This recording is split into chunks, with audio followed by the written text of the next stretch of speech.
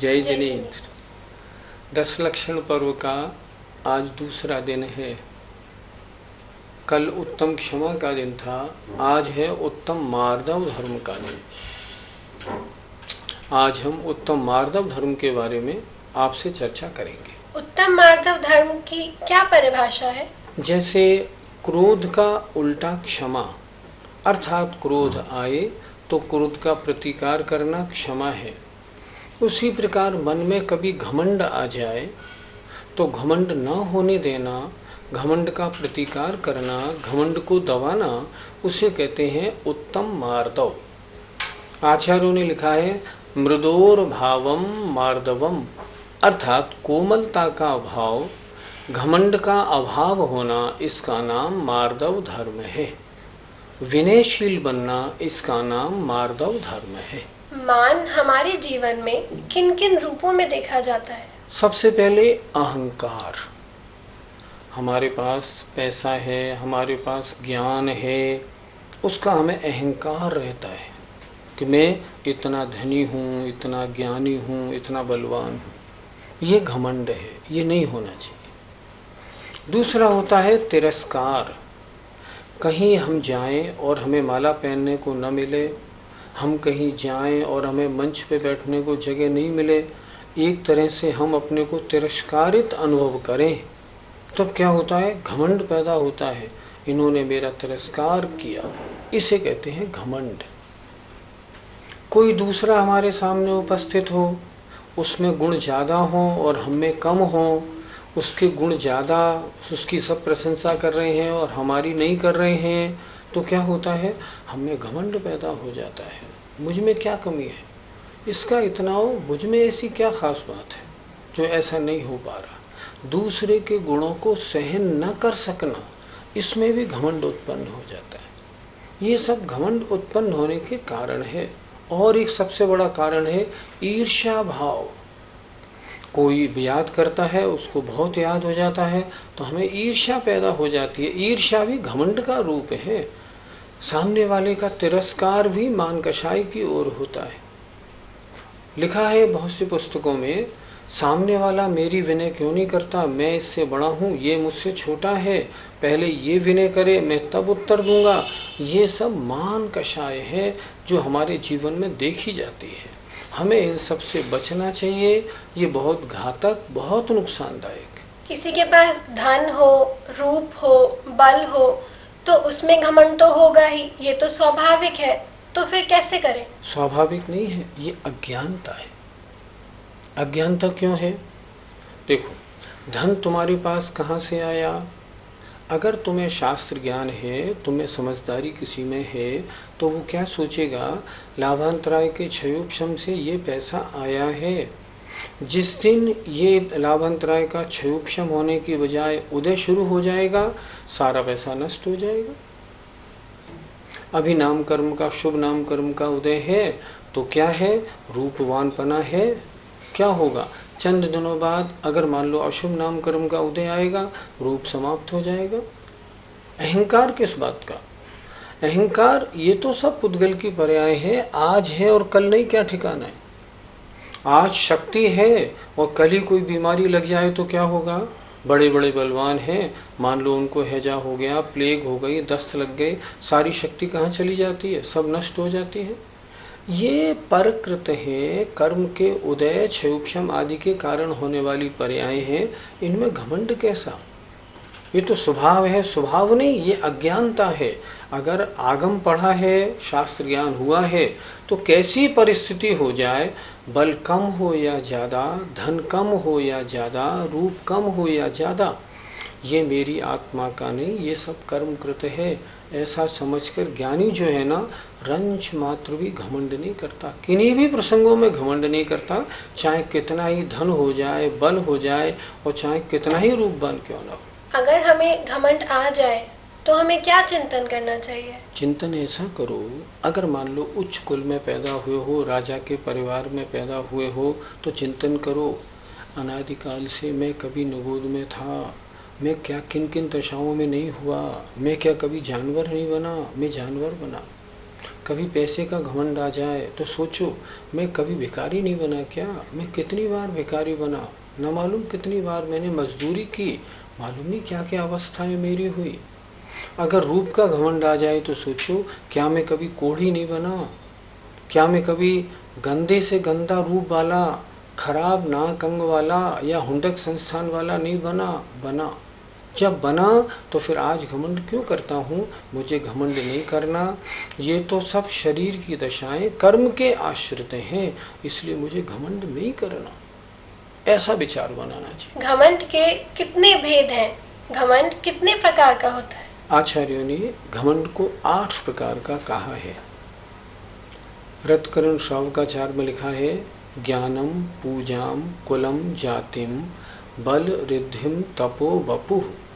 अर्थात ज्ञान का घमंड, थोड़ा ज़्यादा ज्ञान हो जाए तो घमंडी हो जाए, आज थोड़ा सा ज्ञान हो जाए सो ही घमंड हो जाता है। पूजा, अगर आपका सम्मान होने लगा तो घमंड होने लगता है।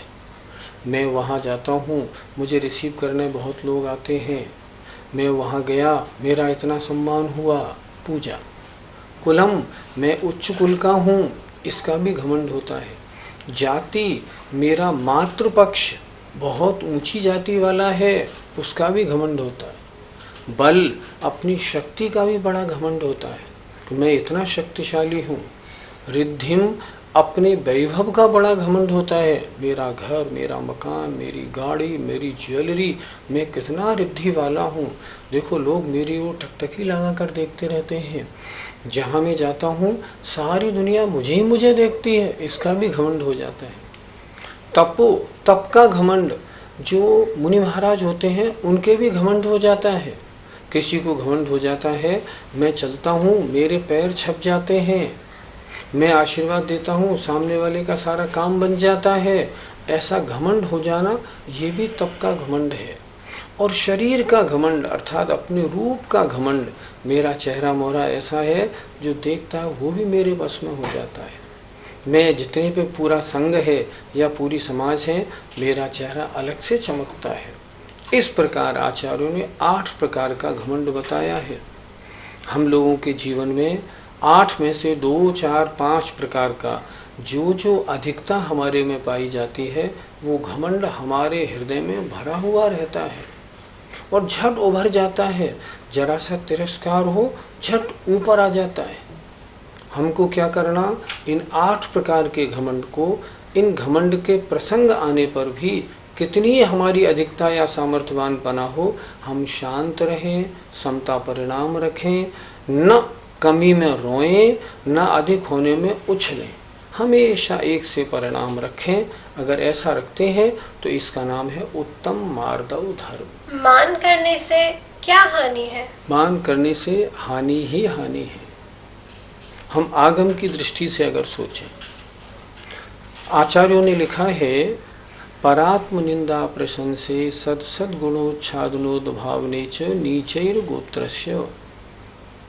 दूसरे की निंदा करना, अपनी प्रशंसा करना, दूसरे के गुणों को ढकना, अपने गैर मौजूद गुणों की ऊंचा उछालना, प्रशंसा करना, अगर हम ऐसा करते हैं, ये सब घमंड के कारण होता है। इससे नीच गोत्र का बंध होता है। अगले जन्म में त्रिंच बनना पड़ेगा या नीच कुल में जन्म लेना पड़ेगा। इसके विपरीत अगर हम ये परिणाम न करें तो तद विपर्यो नीचैर वृत्युनुत्सेकौ चोत्तरस्य। इनसे विपरीत अपनी हम निंदा करें, कोई हमसे कहे आप कितने ज्ञानी हैं, क्या ज्ञानी हूँ भैया, चारित्र तो धारण कर ही नहीं पा रहा, ये सोचें। अपनी निंदा करना, दूसरे की प्रशंसा करना, अपने गुणों को ढकना, दूसरे के गैर मौजूद गुणों को उठाना, अन्य की विनय करना, अपनी हमेशा नीची नज़र रखना, अपने को छोटा मानना, घमंड का अभाव रखना, अगर ऐसी वृत्ति होती है ना तो उच्च गोत्र का आश्रम होता है। इससे क्या होगा, इससे ये होगा कि अगली पर्याय उच्च गोत्र में मिलेगी। सारे लोक में प्रशंसा होती है, घमंड करने वालों का क्या हुआ, शास्त्रों में देखें अपन। रावण से मंदोदरी ने कहा था इस सीता को वापस कर दो। मंदोदरी का कहना यह था, सीता से ज़्यादा सुंदर सुंदर रानियां तुम्हारे पास हैं, तुम और सुंदर से सुंदर ले आओ, पर दूसरे की पत्नी को तो वापस कर दो। आपको मालूम है रावण ने सीता को वापस क्यों नहीं किया?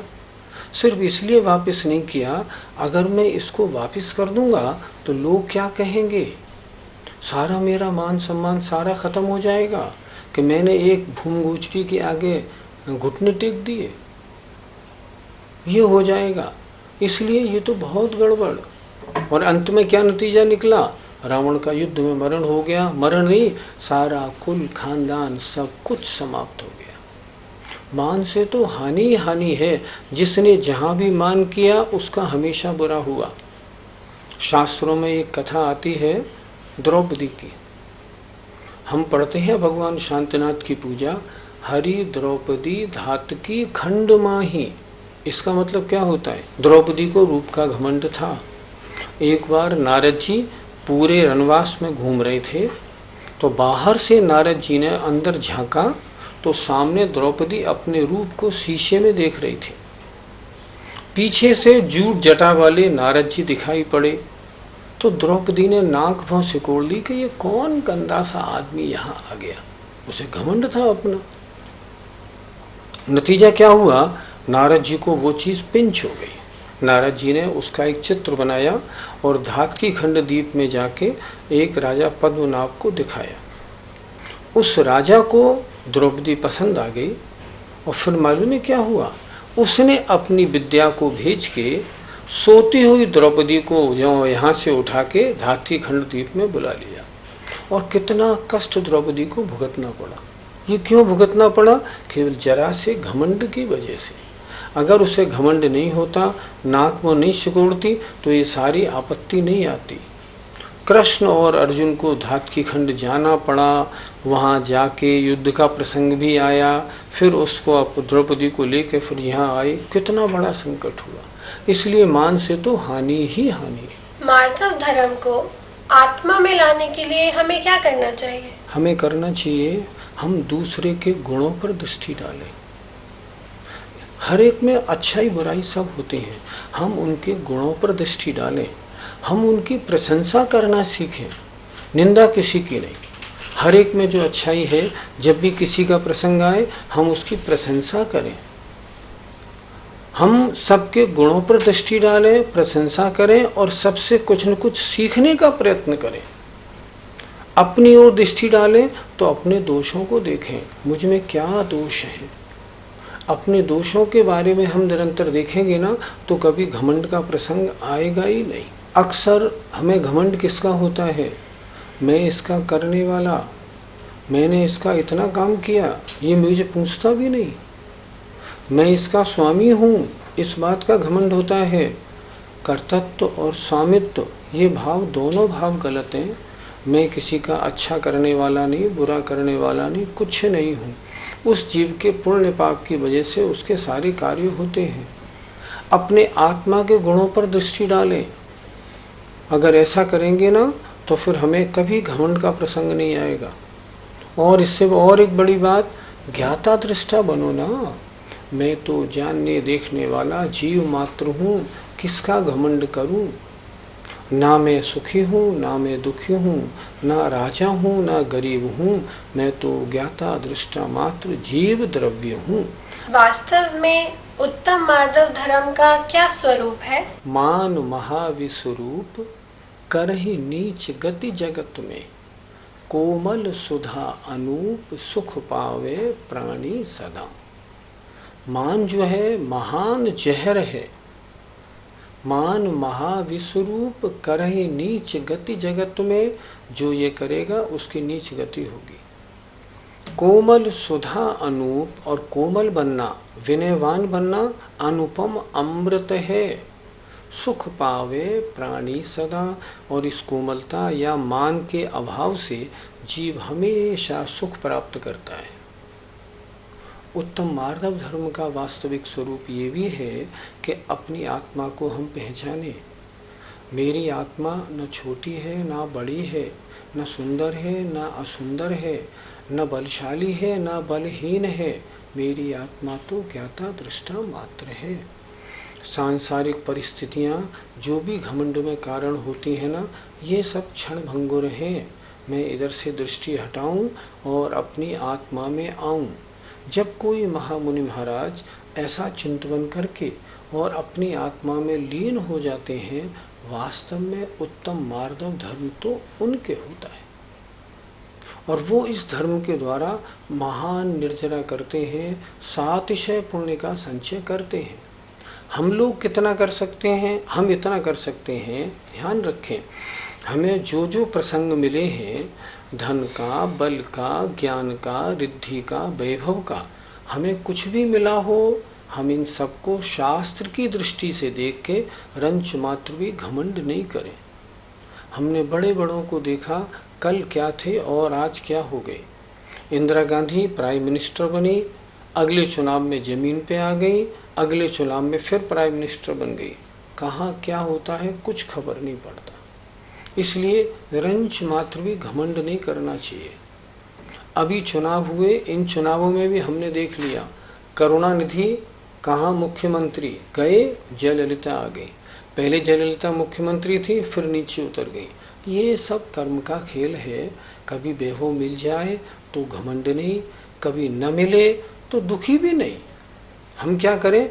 सब में समता परिणाम, अपने आत्म स्वरूप का चिंतन करें। इन सब बहिरंग परिस्थितियों से मेरे आत्मा में कुछ भी अंतर थोड़ी पड़ता है।